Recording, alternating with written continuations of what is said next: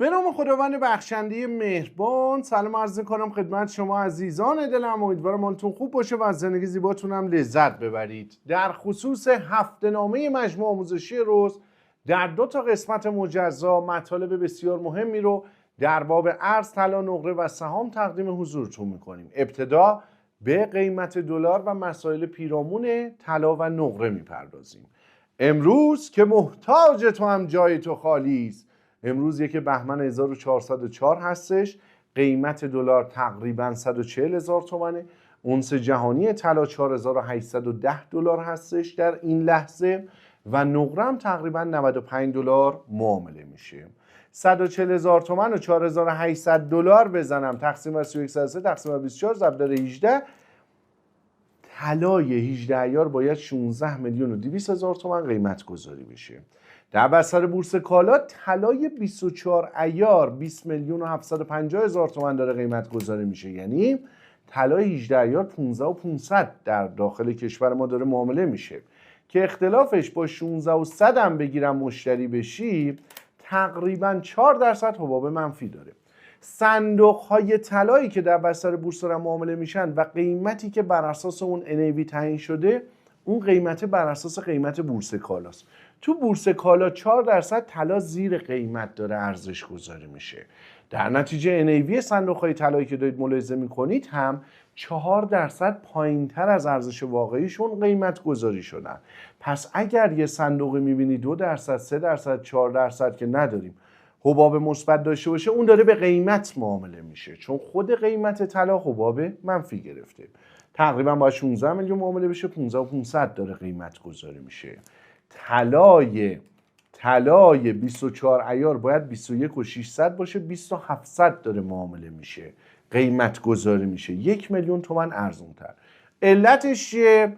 حدس میزنیم به تبع اینکه در واقع کاهش ارزش معاملات و کاهش معاملات در بازار فیزیکی صورت گرفته، این اتفاق افتاده. حدس میزنیم به تبع اینکه دسترسی به قیمت ها مشابه گذشته فراهم نشده، احتمال اینکه اطمینان نسبت به قیمت ها کاهش پیدا بکنه و سناریوهایی که سرمایه گذاران دارن بررسی میکنن خب قابل بررسی باشه، طیف وسیعی باشه و تعلل در تصمیم گیری و موارد مختلف. بالاخره قیمت چیزی هستش که بر حسب عرض تقاضا هستش و ما کاری نداریم حالا چرا، ولی حالا یه تلاشی کوچیکی کردیم. فکر نمی‌کنم خیلی موفق شده باشیم. اما دلار 140,000 تومانی در حال حاضر حباب داریم. ما احساس بنده این هستش که سیاست ما این هستش که حباب دلار رو بر حسب اصلاح زمانی بخوایم انجام بدیم. دلار شرکت ها 130,000 تومان، 70-80% رشد درآمد دلاری رو ما داریم و از زمستان، یعنی ابتدای دیما که همین به زودی در هفته دیگه گزارشات فروش ماهانه میاد، شما شاهد گزارشات بسیار متفاوتی از شرکت ها مخصوصا صادرات محورها خواهید بود که اگر به سایت مجموع آموزشی روز تشریف ببرید roseoj.com کانال آموزشی رو روش کلیک بکنید، وسط صفحه است، عضویت کانال به دست میارید. از شنبه هفته گذشته فعالیت داشتیم، خیلی نکات آموزشی مهمی رو تقدیم حضورتون کردیم. اگر ملاحظه نکردی پیر بشی الهی، همه رو از امروز تا اون روز همه رو بخون. پنجشنبه جمعه هم مثل گذشته داریم فعالیت میکنیم و حجم اطلاعات عظیمی از آموزش رو تقدیم حضورتون کردیم. بنابراین طلا در حال حاضر 1,000,000 تومان ارزون‌تره، تقریبا 4% زیر قیمت داره معامله میشه و حباب دلار وجود داره. حبابش احتمالاً اصلاح قیمتی نه اصلاح زمانی داشته باشه و اگر انتظارات تورمی شما برای سال جاری 70% باشه، تقریبا دلار تا بالای 145 نمیتواند برود و همین جاش هم میتونیم بگیم 2 ماه جلو رو پیشخور کرده. اگر انتظار تورمی شما برای سال دیگه 60% باشه نه 50% باشه، شما دلار 220,000 تومانی رو احتمالاً خواهید دید. تورم امسال 70%، سال دیگه 50 تا 60%. دلار 220 تومانی خواهید دید، ولی بالای اون دیگه باز نمیتونی ببینی. حالا اگر تا 1 سال دیگه ریسکای سیستماتیک بخواد کم بشه و اتفاقات مثبت مشارکت سرمایه‌گذاری و امثال میخواد رخ بده، احتمال اینکه شما اصلا دلار 200 تومانی ببینی خیلی کمه، ولی روند رشدش کند میشه.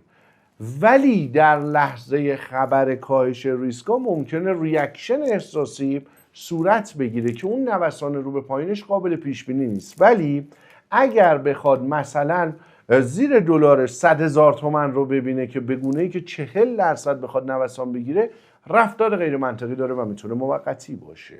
عرض بنده این هستش که در خوشبینانه ترین حالت ممکن، چون آینده رو که نمیشه پیش بینی کرد، که تو خوشبینانه ترین حالت ممکن رشدش کند باید بشه و اگر اصلاحی بده، اصلاحش نمیتونه منطق داشته باشه، غیر منطقیه.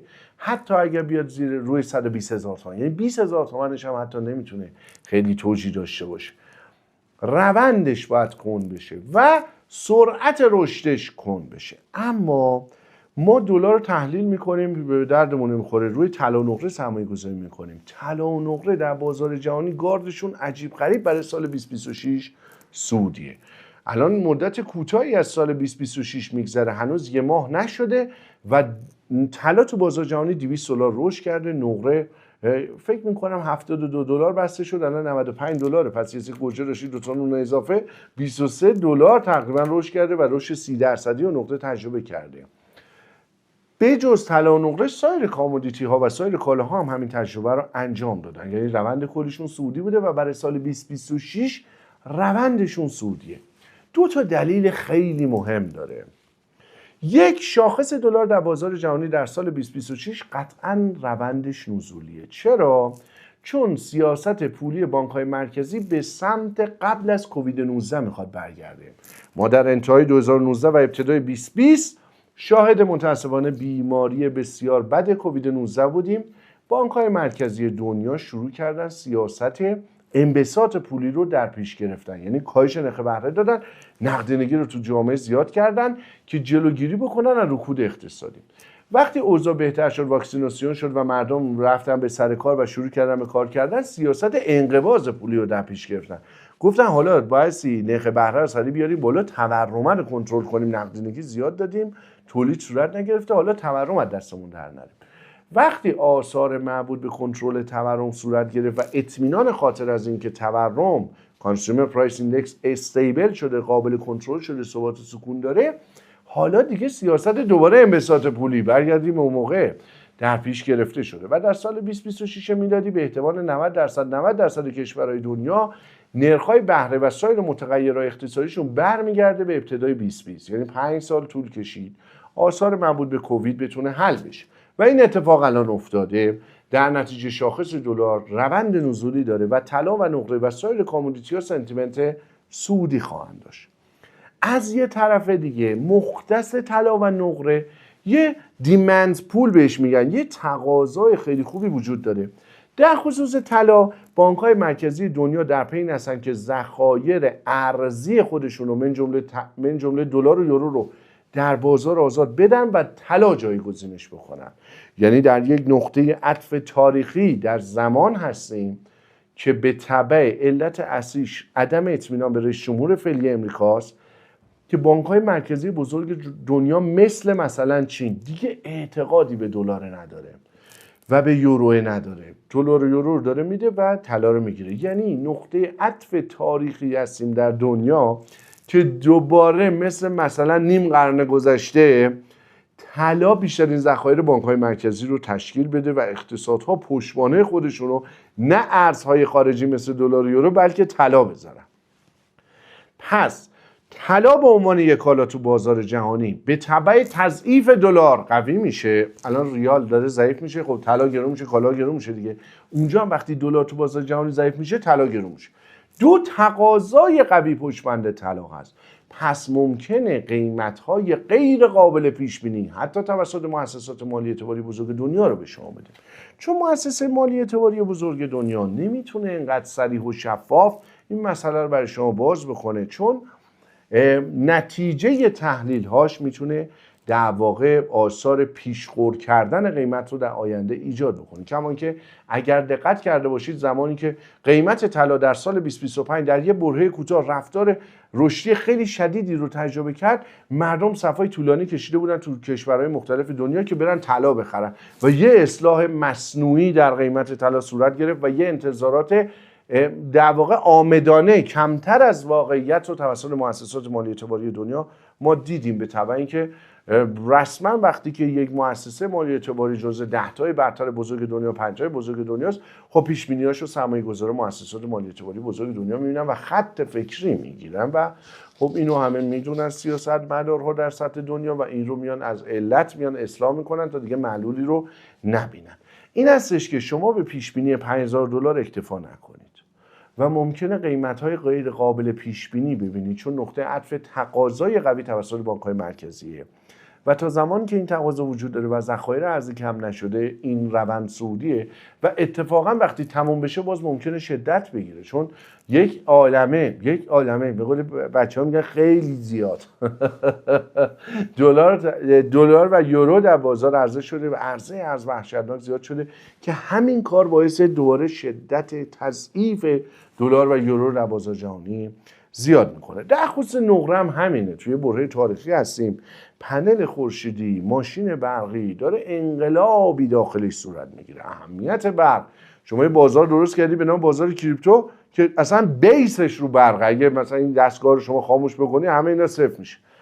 پس نقره رسانای الکترونیکی خیلی خوبیه و اگه $95 تقسیم بر 31 گرم و 103 بکنیم یک گرمی $3 میشه. شما کالایی نمیتونید تو دنیا پیدا کنید گرمی $3 باشه و به محبوبیت، مطلوبیت، به پرکاربردی نقره در عصر حاضر و تو این لحظه باشه. اون موقعی که در مثلا سال 1930 افراد زندگی میکردن، شما الان میگی خب طلا $4800 خوش به حال اونایی که اون موقع بودن، طلا بوده اون موقع $30. در آینده به شما میگن خوش به حال کسانی که در سال 2025 زندگی میکردن نقره $90 میدیدن یا نقره $93 میدیدن، چون نقطه عطفه. ببینید رابطه با طلا رو فراموش بکنید و اینکه خیلی رشد کرده ریزشاش سنگینه رو فراموش بکنید. سال 2026 میلادی حداقل ریسک‌های ژئوپلیتیک در اکثر نقاط دنیا شکل میگیره و با توجه به اینکه دیتا اقتصادی کشور رو برمیگرده به دوران قبل از کووید 19، سهام قطعا رشد خیلی خوبی داره و رونق تولید و اقتصاد در اکثر نقاط دنیا رخ خواهد داد. در نتیجه تا زمانی که یه همچین دیدی ما بر اقتصاد جهانی داریم، نقره و مس میتونه سنتیمنت مثبتی رو داشته باشن، کما که مس مقداری از این اومده پیشخورد کرده و $10,000 به $13,000 رسیده که هنوز کاتود مس در بازار بورس کالا قیمت پایینتری داره که درصد کمی از سبد رزرو داراییاتون، سبد امن سرمایه گذاریتون میتونه فکر خوبی باشه. تو اون سبد باید طلا باشه، نقره باشه، یک کوچولو مس هم، کاتود مس قابل سرمایه گذاریه. شما تو بازار بورس کالا میتونید گواهی برده شمشه طلا و نقره و کاتود مس رو سرمایه گذاری بکنیم. طلای 24 عیار که دقیقش 995 عیار 20,700,000 بوده امروز، نقره بوده 470,000 تومان که فروشنده یک مرتبه رو مثبت 7 نه رو مثبت 10 فروشنده نقره گواهی سپرده کلا برداشته شد، چون این تقاضای شدید بر اساس عرضه صندوق نقره تو بورس داره. اونا اومدن پذیرنویسی کردن، عرضه کردن، پول گرفتن، حالا بعد بیان توی در واقع بستر بورس کالا گواهی نقره بگیرن. یه محدودیت گذاشتن، گفتن اشخاص حقیقی تا 5 کیلو بیشتر نمیتونن بگیرن که بیشتر به صندوقا برسه. اینقدر عرضه نیست. اینو قبل از اینکه صندوقای نقره عرضه بشون خدمت شما عرض کرده بودیم و این قابل پیش بینی بود، چون عدد رقم و سایز بازار صندوق، سایز بازار گواهی نقره در بستر بورس کالا به راحتی قابل تشخیص بود. بنابراین اونجا محل خوبی هستش که قطعا بهتر از صندوق نقره، چون صندوق نقره در حال حاضر بابا 80-90% داره و هیچ بابای بلند مدت دوام نداره و کاتود مس هم تقریبا 690-700 داره قیمت گذاری میشه، ولی وزدهیش بنا به سلیقه شخصی عمدتاً حالا یا طلا یا نقره و مقدار کمی مس اختصاص داده بشه. چرا؟ چون ما اگر در لوکیشنی از کره زمین بودیم که ریسک سیستماتیک وجود نداشت و مثلا یکی از کشورهایی بودیم که انتظار این رو داشتیم که شاخص سهام رشد بکنه و نقره طلا همچین دیدی داشتیم، بهترین سرمایه گذاری نقره طلا، حالا کوچولو مس و سهام بود. توی کشور ما هم همین ترکیب سرمایه گذاری خوبه، فقط نیم نگاهی به ریسک سیستماتیک حائز اهمیته. در نتیجه داشتن سبد سرمایه گذاری شما حداقل نصف طلا نقره حائز اهمیته، نه صرف بحث بازدهیش که حالا یا تو سناریوی تورم 50-60% یه همچین ارزی میبینی و اون موقع قیمت اونس جهانی طلا نقره هرچی باشه خب قیمت گذاری شده که مثلا اسفند 405 امروز قرارداد آتی نقره 970 میلیون داشته معامله میشده. داخل پرانتز این به این معنی هستش که نقره قطعا در سال دیگه اسفند ماه 970 میلیونه، اما دید سرمایه‌گذار در حال حاضر با انتظارات تورمی و انتظارات رشد اونس جهانی نقره همین عدده. دو، به فرض اینکه ریسک سیستماتیک بخواد کاهش پیدا کنه، اینا انتظارات کاهش خیلی شدید نخواهد داشت. اینکه دلار مثلا بشه 40,000 تومان، 30,000 تومان، 20,000 تومان، اینها از نظر اقتصاد و تئوری با عقل و منطق جور در نمیاد. ممکنه یه شادو بزنه، مثلا یک مرتبه یه نوسان غیر منطقی داشته باشه، یا حتی 2 تا کندل هم بزنه دیلی، مثلا چند روز یا حتی یه مدت یه هفته 10 روزی زیر، این دوباره اقتصاد خودش رو درست میکنه و قیمت به ارزش واقعیش میرسه.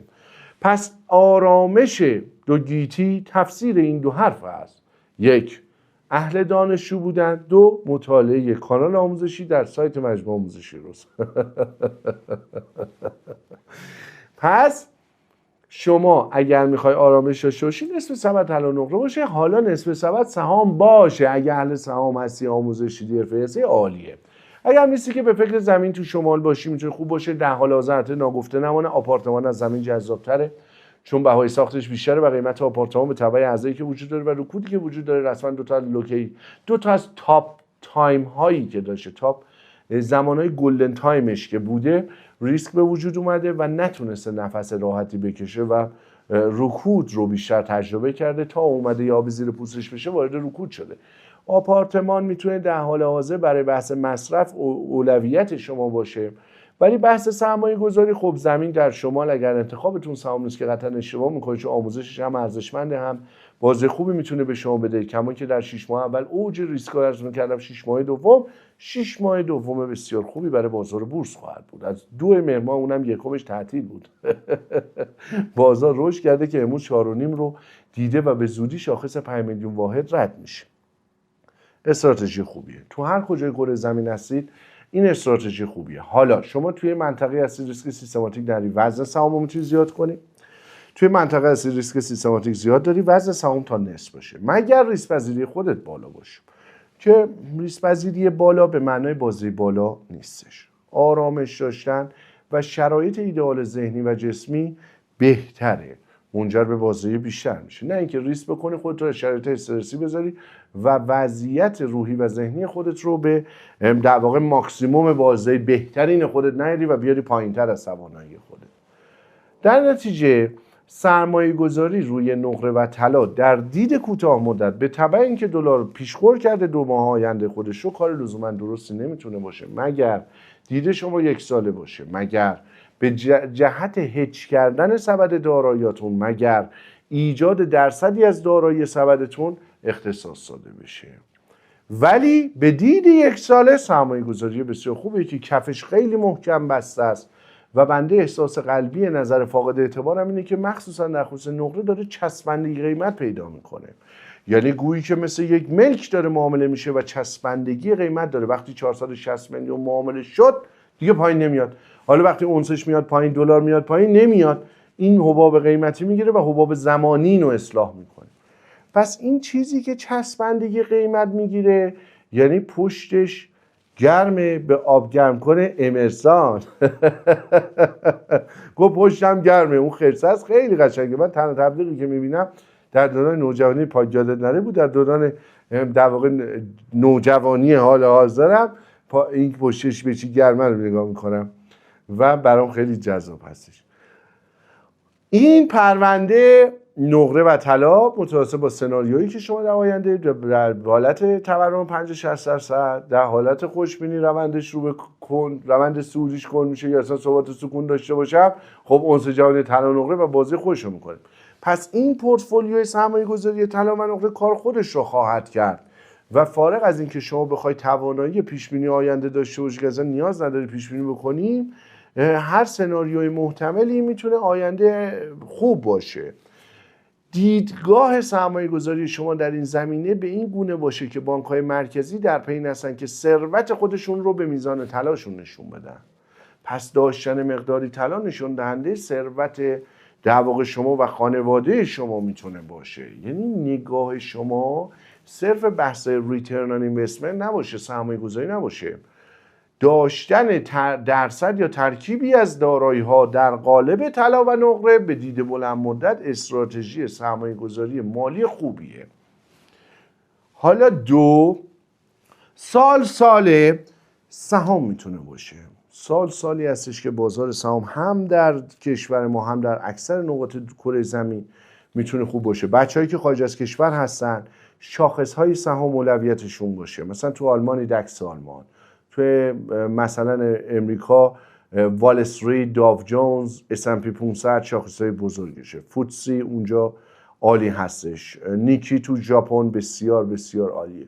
شاخص‌های سهام اگر حرفه‌ای هستی که خب خودت بهترینا رو پیدا می‌کنی و کار بسیار بسیار راحتی هست. شما شاخص‌های سهام رو در کشور ما نمیتونی به مشابه خارج از کشور انجام بدی و این گونه نیستش که مثلا ما بگیم خب این یه دونه ما داریم شاخص سهاممونه. نه، داریم شاخص هموزن که وزن همه سهم‌ها رو یکی کرده، ولی اون بازش با شاخص کل میتونه متفاوت باشه و ابزارهایی داریم تا 90% درستش بکنه، ولی 100%ش رو شما ندارید. اونجا هم البته اینا اونم 100%ش رو نداری، ولی یه همچون چیزی اونجا مثلا یه چیزی مثل دکس آلمان شما توی بازار بورس ما نمیبینید. تا 80-90%ش مشابهش ابزارهای مالی هست، اما خودش بگیم فیکس اینه همونه تو اون بازار نه. و روی کرده اصلا شما بایستی به این گونه باشه، اینقدر باسواد و با تجربه باشید، بهترین باشید، بهتر از شاخص باشید، بهتر از میانگین باشید. کسی که متخصص دانش آگاهه بهتر از میانگینه. خب ما اومدیم گزارشات 39404 750 تا شرکت رو خوندیم و شرکت ها و صنایعی که گزارشات خوب دادن رو بنده به صورت اختصار میخوام تقدیم حضورتون بکنم، یه بریف، یه دیدی به شما بده که بدونید بر حسب گزارشات 9 ماهه 404 چه اتفاقی در بازار بورس افتاده و چه شرکت ها و صنایعی گزارشات خوب دادن و یه دیدی رو داشته باشید که این گزارشات بازار رو اگر شرکت گزارش بد داده زیر 10%، حتی 10% هم نمیتونه سنتیمنت منفی بده. علتش اینه که این گزارشات رو دلار 70-75 تومانیه و هفته دیگه گزارش فروش دیماه شرکت ها با دلار 130 تومان منتشر میشه. بازار به این آگاه، بازار ما به این آگاهه که روزی روزگاری آدم باهوش نشسته اینجا داره فکر میکنه که آقا مثلا ما در حال های ریسکان رو گولد هستیم، رو ریزرو هستیم، ریسک آف شد سریع تبدیل میکنیم مثلا ملک و سهام و اینها و کیف میکنیم. اینو نمیذاره این کارو بکنیم. اینو وقتی عده‌ای خیلی متوجه میشن اینو من پیشخور میکنن. همیشه شما میگن آینده قابل پیش بینی نیست، چون وقتی قابل پیش بینی میشه از الان رفتارهای پیرامون تغییر آینده صورت میگیره و رسما آینده حال اتفاق میفته. به شما فرصت ثروتمند شدن یک شبه نخواهد داد. پیرامون همین این میدونه که این به این صورت هستش که آقا مثلا گزارش پتروشیمیا تو اکثر شرکت‌های پتروشیمی گزارش ضعیف دادن. خب منفی هم شده، بله، هفته دیگه اینا عمدتاً جمع میشه، چون گزارش دیما میاد میبینه او این نمره رو ولش کن، این الان اومد رو دلار 70 تومن اینا صادر ببره، خب اوکی شد. ببین دیدگاه اینه، نمیذاره که مثلا میگه خب گزارش 9 ماه دلار 70 تومن منفی شد، گزارش ضعیف به 50% بریزه، بعد یهو بگذره گزارش دی بیاد، بهمن بیاد، اسفند بیاد، بعد ریسکا برطرف بشه، بعد تازه مثلا شما ببینید برداری بخری بذاری 20 برابر بشه. نمیشه، نمیذاره بدین فرصت بده. بازار باهوشاست، چون کلا 250,000 نفر داخلشن که با پذیرش ریسک و مبلغ سرمایه گذاری که تحمل نوسانشو دارن وایسادن. مثلا ریسک دیگه در دایره المعارفشون اصلا تعریف بسیار گسترده‌ای داره که همشون میدونن. آگاهانه و آمدانه، چون پشتبندش یا طلا نقره گذاشته یا مبلغ قابل پذیرش داره یا سرمایه‌گذاری بده بالای 1 سال یا خیلی مسلطه. بنابراین اینو بدونید که روند کلی بازار سرمایه ما مثل روند خیلی از کشورهای دنیا در بازار سهام کاملا سعودی، شاخص 5 میلیون، شاخص 6 میلیون بعد متوسط با گذر زمان باید اطلاعات بروز بشه و این اتفاقا میفته و روند صعودی داره. 1 2 3 4 4 4 4 4 داشتم خفه میشدم رد کرد. روند صعودی هستش و حالا اگر ریسک سیستماتیک صورت بگیره اصلاحش عمیق نیست. اگر بخواد گزارش ضعیف بده اصلاحش عمیق نیست. روند صعودی داره. اینو در نظر بگیرید و این رو بدونید که این اطلاعات برای گزارشات 9 ماه هست. هفته دیگه شرکت‌ها گزارشات دی ماهشون خیلی خوب بیاد، گزارش ضعیف 9 ماه اگه داده میشوره، میبره کامل هضمش میکنه و بازار رو گزارش 9 ماهش رو گزارش فروش دیش تصمیم میگیره، نه عمل کرده 9 ماه. جمع جهاد مجموعه گزارشات 9 ماهی که شرکت‌ها منتشر کردن رو هم دیگه همشون یک واحد پی بی تی تی ام افتاده. پی بی تی تی ام بازار سرمایه عدد 8 تا 8 بوده شده 7 تا 8. ما انتظار داشتیم 1.5 واحد بیفته، 1.8 واحد بیفته و پی بی تی تی ام بازار بیفته رو 7. اگه این اتفاق میافتاد الان 8 تا 8 بوده شده 7 تا 7. اگه رو 7 بود، ببین شرکت‌ها رو دلار 70 تومان پی بی تی تی امشون 7 بود. ولی 7 تا 7 یعنی 10% نسبت به آن چیزی که ما ایدئالمون بود، ایدئالمون بود بالاتر. نمیتونیم بگیم بده، نمیتونیم بگیم خیلی خوبه. گزارشات چون شرکت‌های بزرگ گزارش‌های ضعیف دادن، گزارشات جمعی جهات بد نبوده، 1 واحد پی بی تی تی ام رو انداخته. ما زمانی که گزارشات خیلی عالیه تا 2 واحد پی بی تی تی ام میفته، یعنی ای پی اس انقدر رشد پیدا میکنه که پی بی تی تی ام میفته، مخرجی که رشد پی بی تی. خب 1 واحد افتاده، این کل بازاره. توی صنعت پالایشگاه همشون گزارشات خوب دادن، ولی پالایشگاه نفت تهران گزارشش نسبت به مابقی بهتر بوده. همشون گزارش خوب دادن و صنعت پالایش صنعت جزء صنایع برتر بازار سرمایه میتونه طبقه بندی بشه. صنعت روانکار همشون گزارش خوب دادن. توی پالایشگاه شبنام، شبندر، شتران، شبریز، شاوان، شرازداری 6 تا به ترتیب ارزش بازار گفتم. تو روانکارها شسبا، شنفت، شبهرن، شرانالداری همشون گزارش خوب دارن، ولی اینجا بزرگترینشون که شسبا باشه تفاوت گزارشش از همه بهتر بود. تو صنعت سیمان 80% گزارش‌های خیلی خوب دادن. توی بزرگا گزارش خوب داشتیم، تو متوسطا، تو سایز کوچیکا، حتی اونایی که لوکیشنشون تو منطقه سرسیر بوده. گزارش خوب تو صنعت سیمان زیاده و میتونید بگید صنعت سیمان هم در کنار صنعت روانکار و صنعت پالایش جزو صنایع برتر بازار سرمایه است. تو صنعت زراعت یه سریاشون خوب بوده، یه سریاشون معمولی بوده، یه سریاشون هم ضعیف بوده. اما مثلا زشکزا، تلیسه، زکش، زدش گزارشاتشون گزارشات خوب بوده، ما بقیه هم بوده خوب بوده. اینا به عنوان مثاله. مثلا تو سیمانیا سه‌صوفی گزارش خوبی داده. سه‌صوفی تو سیمانیا گزارش خوبی داده. سه‌باقر خیلی خوب بوده، فروش نسیه داشته. مثلا سه‌باقر 6 واحد پی بی تی تی امش افتاد. پی بی تی تی ام 12 بود شد 6. ولی خیلی شرکت سیمانی، اینا همه مثاله. توی بحث غذایی یا زر ماکارون هست، ماکارونیشو میخوری کیف میخوریم، خیلی گزارش خوب داره، فقط سود سرمایه محوره. قگل سود نقدی محور هم هست، گزارش خیلی خوبیه. دوباره سند بخوام نگاه کنم، اورسازا، شبدیس، شیراز، خراسان، کرمانشاه 4 تاشون فوق العاده گزارش خوبی دادن و تو پتروشیمیا به جرئت میشه گفتش که اورسازها بهترینن. حالا نوری جان هم یه 25% رشد فروش داشته، فکر کنم 22,200 میلیارد یا 500 میلیارد سود خالص 9 ماهه داشته که باز گزارش رو مثلا بوعلی ایوونی تا شده، چه گویا هی بدک نبوده.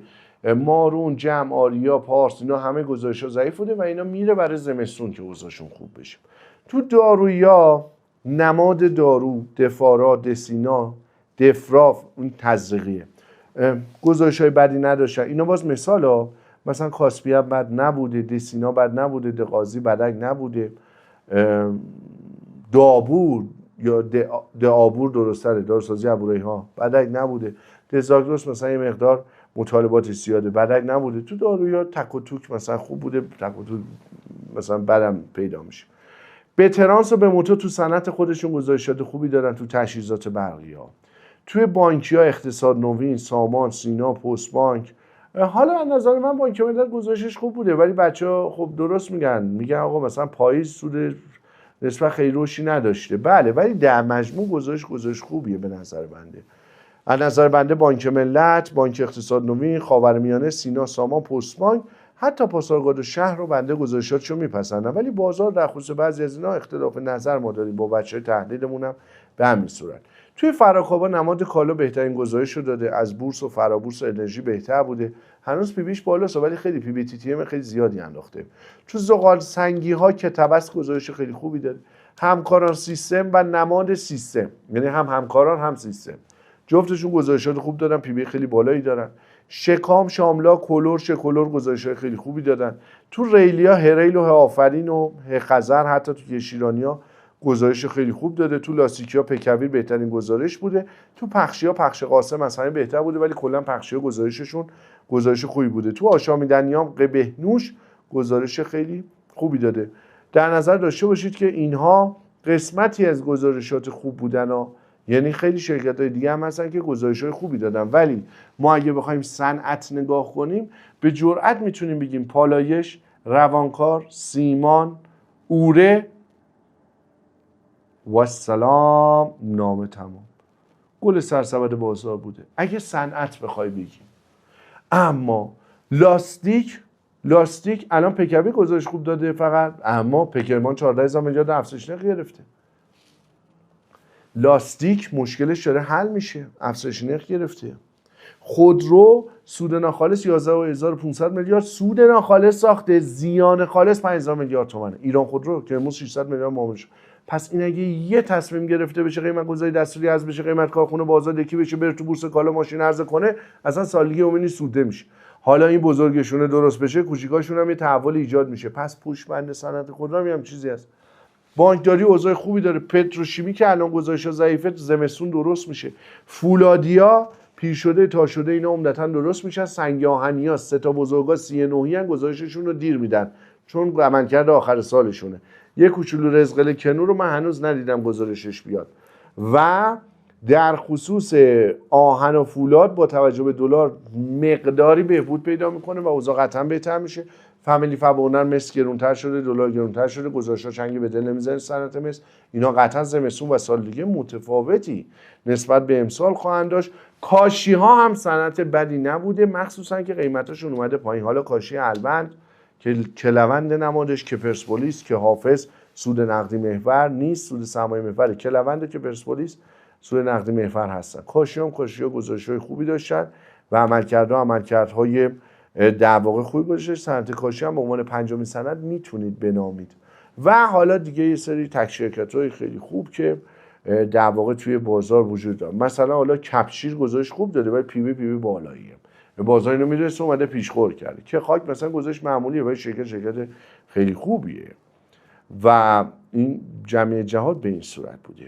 اینها مجموع اطلاعات هستش. هولدینگ‌ها هم بخواید دیدگاه هولدینگی داشته باشید، هولدینگ پارسان، هولدینگ تاپیکو، هولدینگ سرمایه‌گذاری و سپه، هولدینگ و امید و معادن تو سنگ آهنی‌ها و قدیر، اینها تقریبا عمده شرکت‌های زیر مجموعه‌شون اوضاع محبوب و وضعیت مطلوبی داره. شرکت سرمایه‌گذاری وتوبا و الماس، مدیریت و صنعت و توسن و اسکاب، اون مثلا تقسیم سودش یه مقدار کمتره.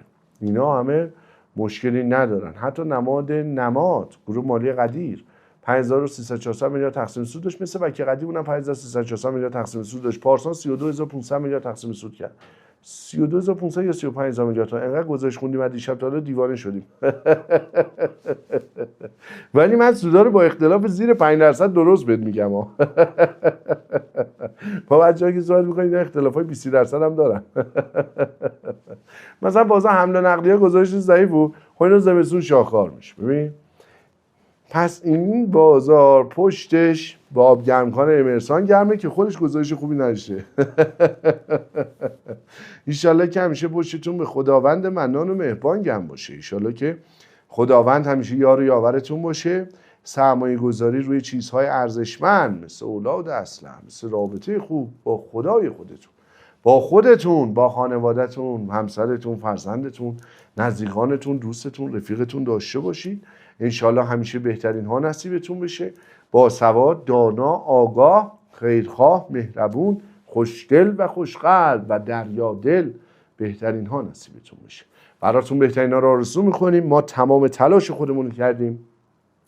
به لطف مدیران نازنین آموزش پرورش که همکاری بسیار خوبی رو با ما انجام دادن، بسترهای ارتباطی بسیار خوبی رو در سایت مجموعه آموزشی روز از شنبه قبل ما اینترنتمون در سایت کاملا برقرار فعالیت داریم میکنیم. تمام مطالب رو بخونید، کیفیتش بسیار بالاست. مسائل مشکلاتی بالاخره داشتیم ما هم، ولی همه رو مدیریت کردیم، حل کردیم و بسیار بنده سپاسگزارم از تمام عزیزانی که به مجموعه ما لطف داشتن و ما رو لایق دونستن و این همه لطف و محبت خودشون رو واقعا عاشقانه به ما انجام میدن. امید است زیر سایه پروردگار مهربان بهترین ها نصیبتون بشه. دلم برای تک تکتون تنگ شده، براتون بهترین ها رو آرزو میکنم. عزیز دلمید، با خدا باشید. خدا نگهدار.